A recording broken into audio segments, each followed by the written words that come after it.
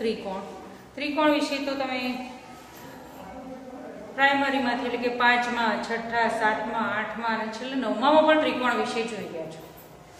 જે આગળના ધોરણમાંથી ભણતા અટકી ગયા તે આગળ બીજા ધોરણમાં ત્રિકોણ વિશે. ત્રિકોણ એ 3 બાજુઓ અને 3 ખૂણાઓથી રચાતી આવી બંધ આકૃતિ છે. ત્રિકોણને 3 બાજુઓ, 3 ખૂણા, 3 શિરોબિંદુ છે. આપણે એના વિશે નથી જોવાનું. ત્રિકોણની એકરૂપતાઓ વિશે આપણે 9મા ધોરણમાં જોઈ ગયા છો. ત્રિકોણની એકરૂપતા વિશે. એકરૂપ ત્રિકોણો એટલે કે બે ત્રિકોણો જો એકરૂપ હોય એના નામ જુદા છે, એના શિરોબિંદુ જુદા છે. ત્રિકોણ ABC અને બીજો ત્રિકોણ છે PQR. તો આ બે ત્રિકોણો એકરૂપ ક્યારે કહેવાય એ 9મામાં જોઈ ગયા છો. 9મા ધોરણમાં જોઈ ગયા કે AB અને PQ સરખા હોય, BC અને QR સરખા હોય, AC અને PR સરખા હોય તો બે ત્રિકોણો એકરૂપ છે. અને એ મુજબ ખૂણો A બરાબર ખૂણો P થાય, B ખૂણો છે એટલો Q થાય અને C ખૂણો છે એટલો R થાય. આ આપણે એકરૂપતામાં જોઈ ગયા. અહીંયા આપણે ત્રિકોણની એકરૂપતા નથી જોવાની, ત્રિકોણની સમરૂપતા જોવાની છે. એટલે આપણે અહીંયા સમરૂપ ત્રિકોણો વિશે ભણવાનું છે. શેના વિશે? સમરૂપ ત્રિકોણો વિશે. સમરૂપ ત્રિકોણો વિશે જોઈએ પહેલા કેટલીક સમરૂપ આકૃતિઓનો ખ્યાલ મેળવી લઈએ. અહીંયા મેં બે વર્તુળ દોર્યા છે. બંનેનું કેન્દ્ર એક જ મેં લીધું છે હાલ. તો ત્રિજ્યા અહીંયા જુદી જુદી છે પણ બંને વર્તુળ છે. તો આ બે આકૃતિઓને સમરૂપ આકૃતિ કહેવાય. પછી લંબચોરસ છે. આ પણ એક લંબચોરસ છે. માપ જુદા જુદા છે પણ એનું રૂપ કહેવાય ને, જેને દેખાવ રૂપ કેવા છે સરખા. તો આ પણ બે સમરૂપ આકૃતિઓ છે. એ પછી બીજી બે સમરૂપ આકૃતિઓ જોઈએ.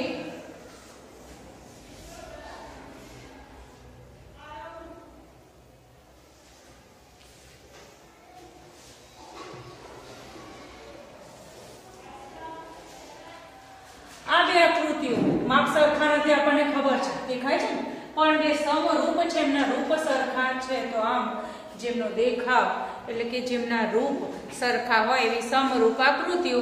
અને આ સમરૂપ આકૃતિઓ પૈકી આપણે ફક્ત સમરૂપ ત્રિકોણો વિશે ભણવાનું છે. શેના વિશે ભણવાનું છે? સમરૂપ ત્રિકોણો. તો આપણને ખબર કે સમરૂપ ત્રિકોણો એટલે બે ત્રિકોણોના રૂપ દેખાવ સરખા છે. પછી આપણે એક આ ત્રિકોણ છે અને એક આ લંબચોરસ છે. તો આ સમરૂપ આકૃતિ આ બંને નથી.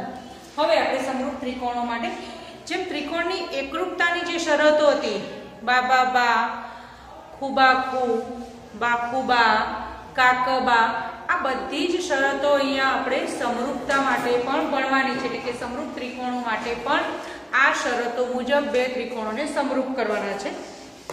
હવે સમરૂપ આકૃતિઓ માટે આ આકૃતિઓ સમરૂપ છે પણ એકરૂપ નથી. એટલે એમ કહી શકીએ કે બધી જ સમરૂપ આકૃતિઓ એકરૂપ આકૃતિ હોય જરૂરી નથી. બધી જ સમરૂપ આકૃતિ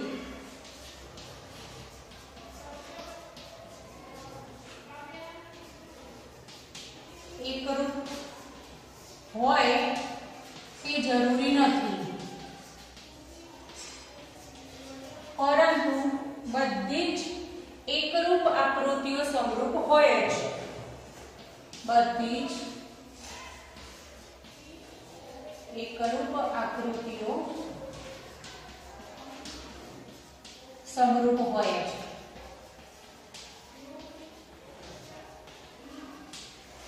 હોય જ ખાસ મહત્વનું ધ્યાન રાખવાનું છે.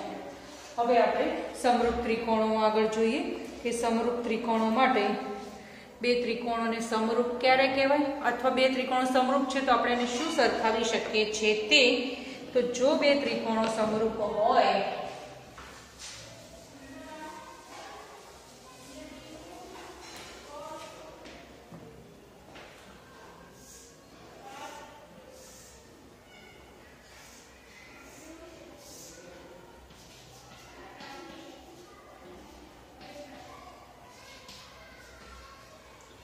ત્રિકોણો સમરૂપ છે, ABC ત્રિકોણ અને PQ સમરૂપ છે. સંકેતમાં કઈ રીતે આ રીતે લખાય છે એબીસી આ મારો પાડી દેવાનો એબીસી સમરૂપ ત્રિકોણ પીક્યુઆર આને સમરૂપ એવું વાંચવાનું છે હવે બે ત્રિકોણો સમરૂપ હોય તો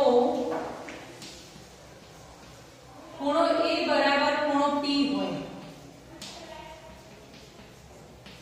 એટલે કે જેટલો ખૂણો A નું માપ છે એટલું P નું ખૂણો B છે એટલો ખૂણો Q હોય અને ખૂણો C જે છે એટલો R હોય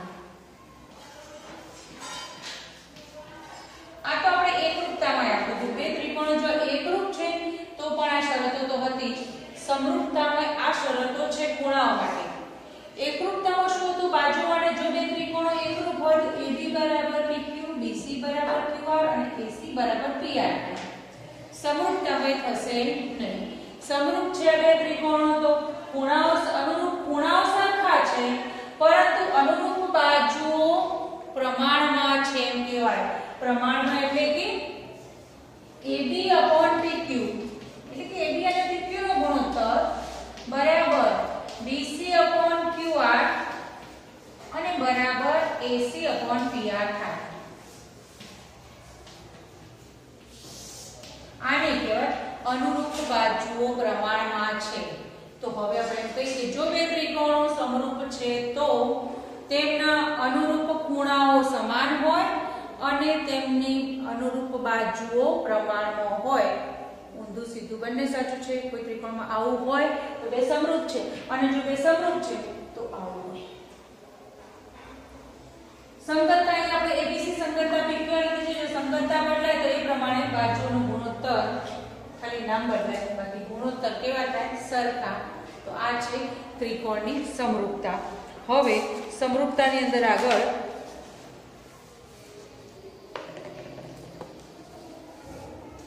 પુસ્તકમાં આપણને કેટલીક આકૃતિઓ દોરી છે કે જે આકૃતિની અંદર માપ પણ આપેલા છે કોઈ ચોરસ હોય લંબચોરસ હોય તો એના માપ આપ્યા છે પૂછ્યું છે નીચે કે આ આકૃતિઓ સમાન છે તો સમાન હોવા માટે આપણે રૂપ સરખા હોય તો એને સમરૂપ કહીશું પણ બે ત્રિકોણો હોય તો એના જો ખૂણાઓના માપ સરખા હોય અને બાજુઓ પ્રમાણમાં હોય તો સમરૂપ છે નહીં તો નથી હવે આવે છે સ્વાધ્યાય 6.1 એની અંદર આવી કેટલીક આકૃતિઓ છે સમરૂપ છે કે નહીં આપણે જણાવવાનું છે એના માપ ઉપરથી બરાબર જો ત્રિકોણ હશે તો આપણે આ નિયમ વાપરીશું ચતુષ્કોણ કેવું હશે તો બે ચતુષ્કોણ જો સરખા હશે તો આપણે માપ બાજુઓથી ગુણોત્તર સરખો હશે અને માપ સરખા હશે તો આપણે એ રીતે આપણે એને કહીશું આપણે અહીંયા હવે સ્વાધ્યાય 6.1 જોઈએ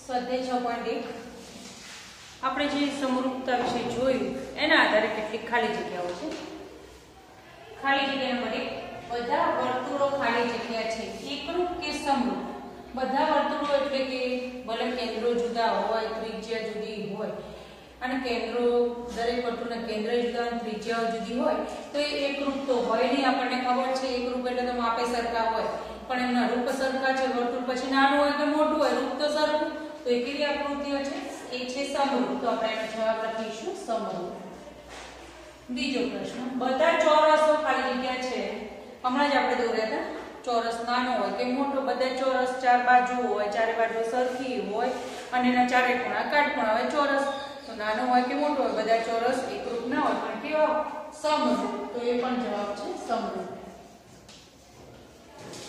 ત્રીજો પ્રશ્ન છે કે બધા ખાલી જગ્યા ત્રિકોણો સમરૂપ છે કૌંસમાં છે સમદ્વિ બાજુ અને સમબાજુ તો બધાય સમબાજુ ત્રિકોણ હોય એની ત્રણેય બાજુ સરખી અને ત્રીજો ભલે મોટો ત્રિકોણ હોય પણ આ પણ સમબાજુ ત્રિકોણ છે તો એ સમરૂપ છે પણ એક સમદ્વિ બાજુ હોય અને બીજો અલગમાં ફરક હોય તો તે સમરૂપ હોઈ શકે નહીં માટે આનો જવાબ છે સમબાજુ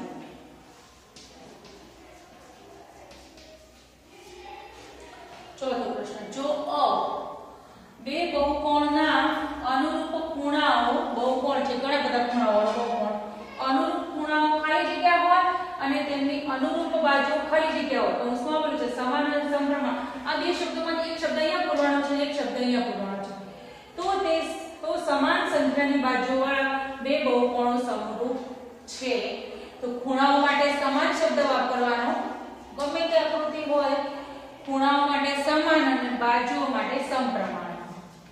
એને જ આપણે સમરૂપ કહીએ છીએ.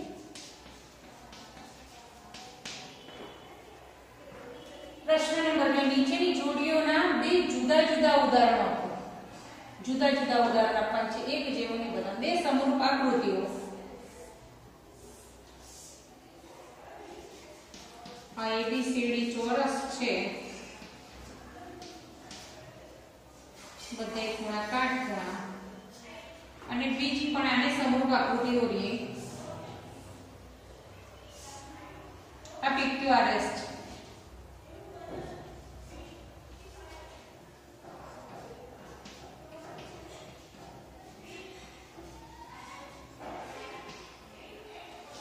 આ બંનેના માપ જુદા જુદા, આની બાજુ આટલી છે, આની આટલી છે, આ જુદી છે, આ જુદી છે, પણ આ બંને કેવી છે? સમરૂપ આકૃતિઓ છે. અહીંયા સમરૂપ ન હોય તેવી આકૃતિઓ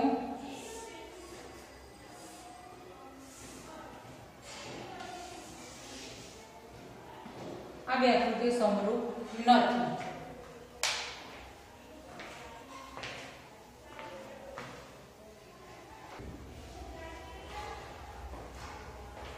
પ્રશ્ન નંબર 3, નીચેના ચતુષ્કોણ સમરૂપ છે કે નહીં તે જણાવો. બે ચતુષ્કોણો છે, આ છે ચોરસ છે અને આ છે સમબાજુ ચતુષ્કોણ છે.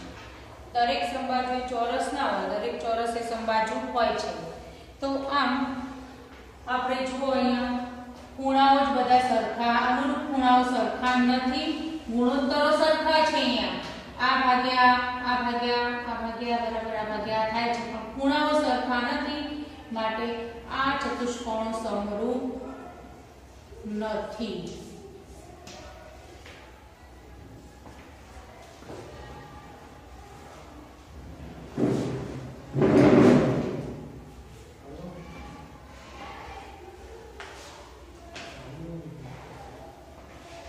હવે આપણે આગળ જઈએ. સમરૂપતા વિશે હવે જોઈ ગયા. ત્રિકોણોની સમરૂપતામાં શું છે? તો બે ત્રિકોણો માટે ખૂણાઓ સરખા, બાજુઓ પ્રમાણમાં. હવે એક વૈજ્ઞાનિક આવે છે, પેલા ગણિતશાસ્ત્રી આવે છે થેલ્સ. સમપ્રમાણતાનું મૂળભૂત પ્રમેય છે, એને થેલ્સના પ્રમેય તરીકે પણ ઓળખાય છે. આ જે થેલ્સનું પ્રમેય છે એ એટલે કે સમપ્રમાણતાનું મૂળભૂત પ્રમેય, એની સાબિતી આપણા કોર્સમાંથી આ વર્ષ માટે રદ કરેલ છે, પણ એનું વિધાન તો આપણે યાદ રાખવાનું છે. એ વિધાન આપણે પ્રમેય 6.1 તરીકે, કેમ કે વિધાનના આધારે ક્યાંક આપણે એના એક્ઝામ્પલ કે ગણવાના છે, એટલે વિધાન યાદ રાખવાનું છે. અને પ્રમેયનું વિધાન છે પ્રમેય 6.1. જો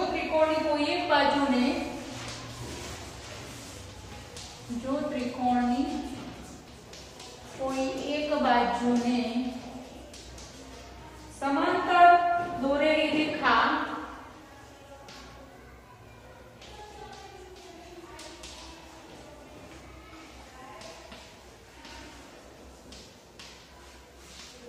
બીજી બે બાજુઓને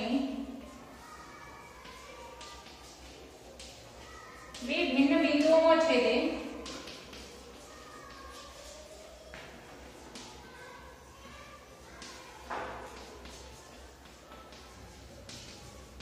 તો તે બાજુઓ પર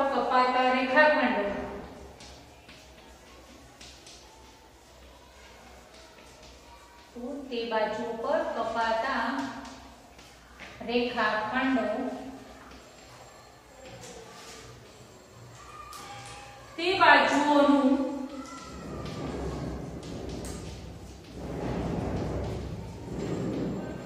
સમપ્રમાણમાં વિભાજન કરે છે.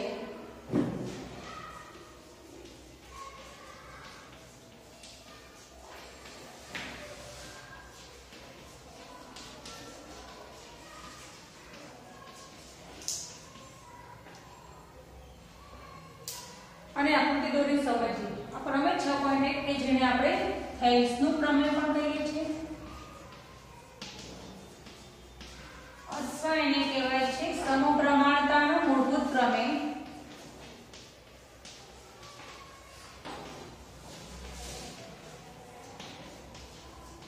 અન્ય પ્રમેયો સાબિત કરવા માટે પણ પાછો આનો ઉપયોગ થશે, એટલે આપણે આકૃતિ દોરીને સમજવાનું છે. એમ કહે છે કે જો ત્રિકોણની કોઈ એક બાજુને આ એક ત્રિકોણ ABC છે અને આ ત્રિકોણ ABC ની કોઈ એક બાજુને સમાંતર દોરેલી રેખા, ધારો કે BC ને એક સમાંતર રેખા દોરીએ છીએ, રેખા A એ BC ને સમાંતર છે અને બાકીની બે બાજુને બે ભિન્ન બિંદુમાં છેદે છે. બાકીની બાજુ AB અને AC ને બે ભિન્ન બિંદુ ધારો કે P અને Q માં છેદે છે. આ બિંદુ P ના Q છે, તો તે બાજુઓ પર, આ બાજુ પર કોણ AB અને AC પર કપાતા રેખાખંડો, કપાતા રેખાખંડ એટલે આ એક રેખાખંડ કપાયો AP, PB, AQ, QC, તો કપાતા રેખાખંડો તે બાજુઓનું સમપ્રમાણમાં વિભાજન કરે છે. એટલે કે જો આ રીતે BC ને સમાંતર રેખા L હોય તો AP/PB બરાબર AQ/QC થાય. બીજું AP/AB બરાબર AQ/AC થાય. ત્રીજું PB/AB બરાબર QC/AC થાય. આને કહેવાય છે સમપ્રમાણતાનું મૂળભૂત પ્રમેય.